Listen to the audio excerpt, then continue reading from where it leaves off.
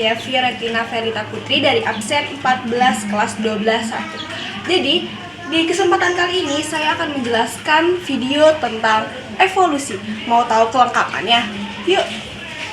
Secara singkat, pengertian dari evolusi adalah perubahan makhluk hidup.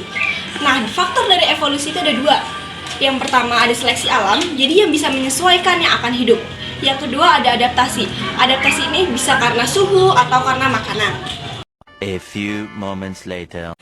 Berikutnya kita akan membahas tentang teori asal-usul kehidupan. Nah, yang pertama ini ada teori abiogenesis. Teori abiogenesis ini adalah teori paling awal. Berpendapat bahwa makhluk hidup berasal dari benda mati. Contohnya, belatung yang muncul dari daging yang membusuk. Nah, berikutnya adalah teori yang kedua, yaitu teori biogenesis. Teori biogenesis ini sangat membantah teori abiogenesis. Kenapa? Seperti yang kita tahu, di contoh percobaan Francesco Redi terdapat 3 toples. Toples yang pertama, toples yang ditutup, toples kedua, toples yang dibuka, toples yang ketiga, toples yang ditutup oleh kain kasa. Nah, dalam percobaan ini dimasukkan daging ke masing-masing toples. Setelah itu, di toples yang pertama yang tertutup ini tidak ada sama sekali lalat yang hinggap, sehingga tidak menyebabkan munculnya telur lalat atau bisa kita sebut belatung. Nah, di toples yang kedua ini yang kita buka, itu banyak sekali lalat yang hinggap ke daging tersebut yang berada di dalam toples, sehingga banyak lalat-lalat yang bertelur dalam daging itu. Nah, terus di toples yang ketiga itu yang kain kasa itu, jadi si lalat ini malah menempel di kain kasanya, karena kain kasa ini menembus bau daging tersebut. Dari teori ini, kita tahu bahwa makhluk hidup berasal dari makhluk hidup juga, bukan dari benda mati seperti abiogenesis. Nah, seperti percobaan yang tadi sudah membuktikan bahwa makhluk hidup berasal dari makhluk hidup juga. Sebenarnya ada beberapa percobaan lain tentang teori biogenesis ini, tapi akan saya jelaskan di selanjutnya. Berikutnya ada percobaan Lazzaro Spallanzani. Di sini ada tabung A dan tabung B. Untuk merebus air kaldu selama 1 jam. Bisa kita lihat tabung A itu tutupnya terbuka, sedangkan tabung B tutupnya itu tertutup. Nah, di tabung A ini terdapat banyak bakteri di dalamnya, sedangkan di tabung B tidak ada pertumbuhan bakteri di dalamnya. Berikutnya ada percobaan dari Louis Pasteur. Bisa kita lihat di gambar barisan pertama, itu ada air kaldu yang dipanaskan oleh tabung leher angsa. Jadi yang tabung leher panjang itu namanya tabung leher angsa. Nah, di gambaran pertama itu kita bisa lihat tabungnya itu normal ya, maksudnya tidak dimiringkan. Jadi dia tuh di posisi semulanya. Itu bisa kita lihat tidak ada bakteri sama sekali karena tidak ada udara yang masuk. Nah, sedangkan di barisan kedua itu bisa kita lihat di gambarnya itu tabung angsa itu dimiringkan. Nah, karena dia dimiringkan, jadi kayak udara itu bisa masuk ke dalam si tabungnya, sedangkan di baris pertama tadi udara itu terhambat di lengkungan si leher angsanya itu. Nah, di barisan kedua ini, di gambar barisan kedua itu terdapat bakteri ya, bisa kita lihat. Nah, di yang ketiga, itu di barisan yang ketiga, di gambar yang ketiga, si leher angsanya ini dipotong. Nah, itu jelas-jelas terdapat bakteri karena tidak ada udara yang terhambat di leher angsanya lagi. A few moments later. Nah, yang ketiga ada teori evolusi kimia yang bakal aku jelasin di foto ini. Di sini ada evolusi kimia percobaan dari Milley dan Urey. Jadi di sini ada air yang dipanaskan. Nah, air yang dipanaskan ini menghasilkan uap air. Nah, uap air ini akan mengalir pada tabung yang lingkaran ini. Nah, di tabung lingkaran ini terdapat elektroda dengan tegangan listrik tinggi. Nah, di sana ia menghasilkan reaksi-reaksi kimia. Nah, reaksi kimia ini akan mengalir ke tabung bawahnya yang sudah berisi air dingin. Nah, terus di situ ia akan terjadi peristiwa kondensasi. Nah, lalu hasilnya itu di tabung yang ini nih, di yang bawah itu menghasilkan senyawa organik. Nah, di sini itu teori ini melibatkan 4 senyawa. Nah, evolusi kimia ini melibatkan 4 senyawa. Yang pertama ada air, metana, amonia, dan terakhir ada hidrogen. Berikutnya adalah teori Lamarck. Nah, jadi dalam teori ini makhluk hidup yang dahulu itu, pada zaman dahulu itu adalah makhluk hidup yang beradaptasi. Contohnya adalah ketika ada jerapah zaman dulu itu lehernya pendek-pendek karena dia beradaptasi dengan makanannya, dengan sumber makanannya yang berada di atas pohon. Jadi lama-kelamaan semakin berevolusi si jerapah ini leher akan makin memanjang karena ia menyesuaikan makanannya. Berikutnya ada teori Darwin. Dalam teori Darwin ini adalah makhluk hidup pada zaman dahulu itu adalah makhluk hidup yang lolos seleksi alam. Contohnya ada dua jerapah. Dua jerapah ini yang berleher panjang dan berleher pendek. Nah, jerapah yang berleher pendek ini tidak bisa bertahan hidup atau tidak bisa menyesuaikan lingkungannya karena sumber makanannya itu berada di atas pohon yang itu dimana tinggi. Sedangkan si jerapah berleher pendek ini tidak bisa mencapai sumber makanannya.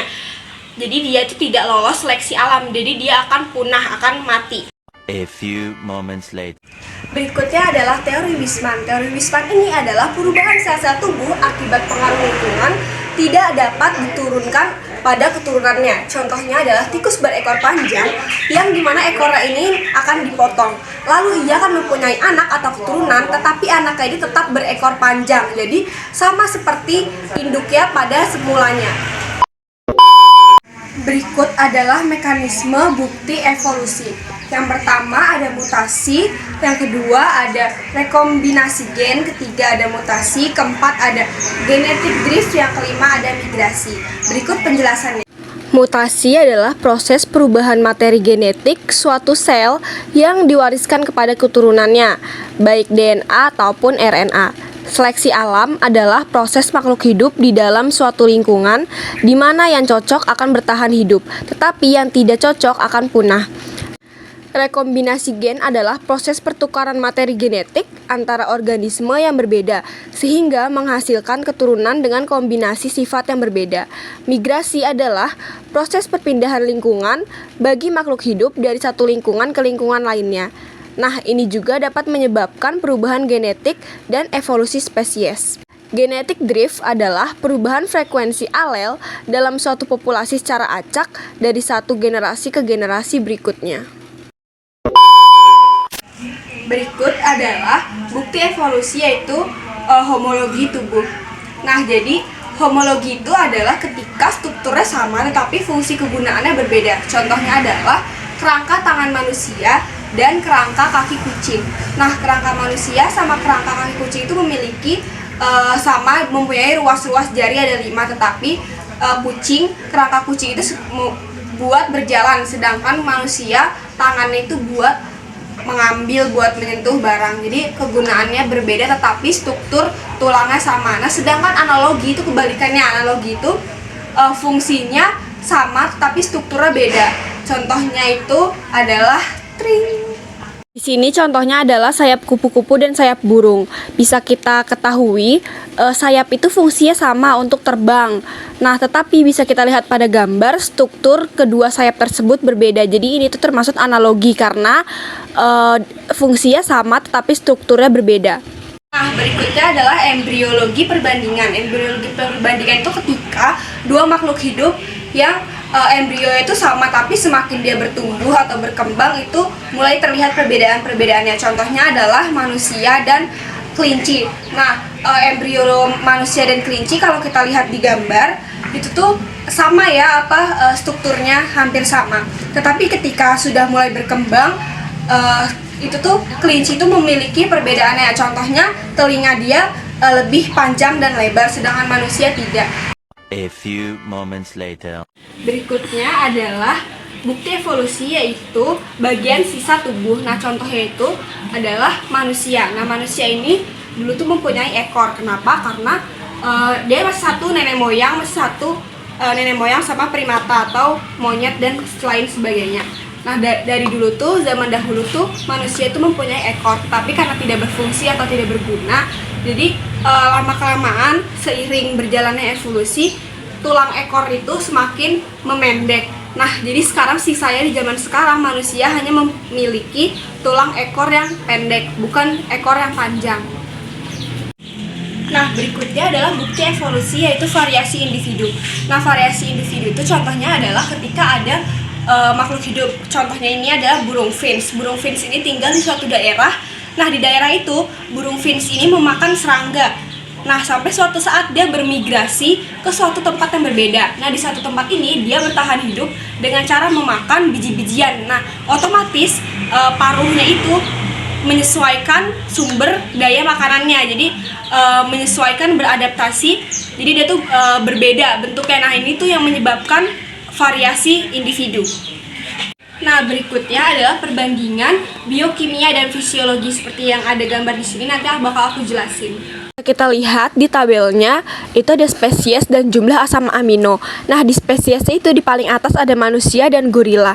Nah bisa kita lihat di asam aminonya manusia mempunyai asam amino 0, sedangkan gorila 1. Nah perbandingan dari asam amino kedua spesies tersebut kan adalah 1 ya, dari 0 ke 1. Nah itu berarti semakin sedikit perbandingan asam aminonya berarti mereka semakin mirip, seperti manusia berjalan menggunakan 2 kaki. Nah gorila juga terus mempunyai 2 tangan.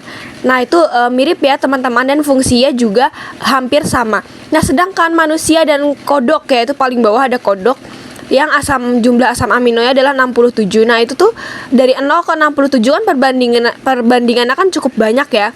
Nah itu tuh menandakan manusia itu sangat berbeda dengan kodok. Yang terakhir ada penemuan fosil. Penemuan fosil adalah salah satu bukti evolusi, yaitu faktornya itu ada faktor cuaca, faktor pergeseran lempeng bumi, dan lain sebagainya.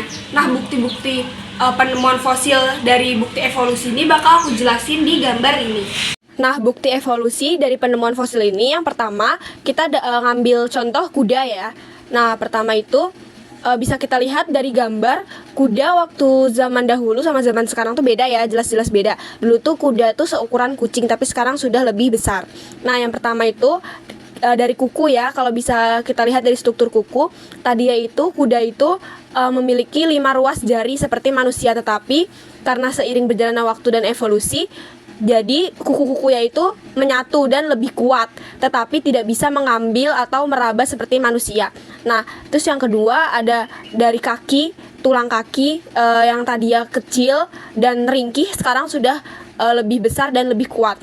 Nah terus yang ketiga ada leher. Nah bisa kita lihat leher di kuda yang pertama, di penemuan fosil kuda pertama itu lehernya pendek dan sekarang sudah lebih memanjang. Nah yang keempat ada dari moncong mulut ya, mulutnya. Nah itu tuh lebih memanjang. Lihat di gambar yang pertama itu moncongnya pendek. Nah kuda zaman sekarang itu moncongnya lebih panjang. Nah terus lanjut yang terakhir ada gigi geraham. Gigi geraham kuda zaman dahulu tuh belum sekuat sekarang karena mungkin faktor dari makanan juga. Nah sekarang gigi kuda itu sangat kuat untuk mengoyak sumber makanannya. Nah selanjutnya adalah hukum Hardy-Weinberg. Nah syarat-syaratnya sebagai berikut. Yang pertama, populasinya harus besar, jadi populasi itu harus banyak. Terus yang kedua, tidak terjadi migrasi. Terus yang ketiga, tidak terjadi mutasi. Yang keempat, perkawinan secara acak. Dan yang terakhir, tidak terjadi seleksi alam. Nah berikutnya adalah peristiwa ngengat pada sebelum dan sesudah revolusi industri. Nah pada sebelum revolusi industri ada 2 ngengat, yaitu ngengat berwarna putih dengan bintik-bintik hitam, dan yang kedua adalah ngengat berwarna hitam. Nah ngengat yang berwarna putih ini, warna putihnya ini untuk menempel kepada pohon-pohon. Jadi si ngengat putih ini sangat diuntungkan sebelum revolusi industri. Sedangkan ngengat warna hitam ini pada sebelum revolusi industri ini sangat jarang ditemukan atau populasinya sangat jarang. Nah sesudah revolusi industri, karena pabrik-pabrik mengeluarkan banyak asap, jadi si ngengat yang berwarna putih ini jadi gampang terlihat, jadi dia tuh tidak bisa berkamuflase, jadi gampang terlihat oleh musuh. Nah sedangkan ngengat yang berwarna hitam ini dia memiliki keuntungan, yaitu dia bisa berkamuflase pada setelah revolusi industri ini. Jadi setelah revolusi industri ini ngengat berwarna hitam itu lebih diuntungkan dan lolos pada seleksi alam. Jadi si ngengat berwarna hitam ini banyak populasinya karena dia hidup. Sedangkan yang ngengat berwarna putih ini tadi dia mudah terlihat oleh musuh dan ia memiliki populasi yang sangat jarang setelah revolusi industri. Berikutnya adalah peristiwa founder effect yang terjadi di Tristan da Cunha.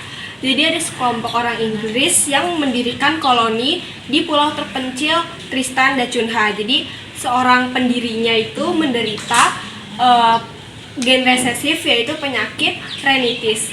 Nah, karena di sana populasinya sangat kecil, jadi terjadi perkawinan secara acak yang menyebabkan orang yang tinggal di pulau terpencil itu memiliki banyak gen-gen penyakit rinitis.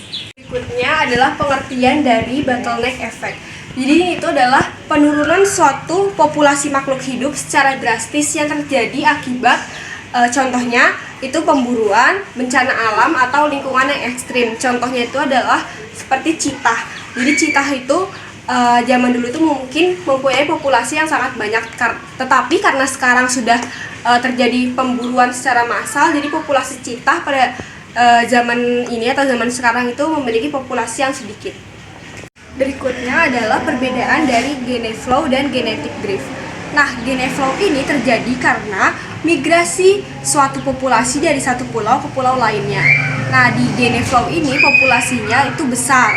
Terus evolusinya terjadi karena migrasi.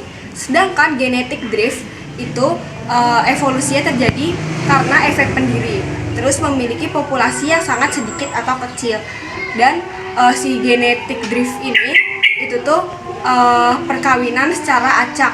Sekian video penjelasan tentang materi evolusi. Saya Fiorentina Felita Putri dari absen 14 kelas 12-1. Terima kasih.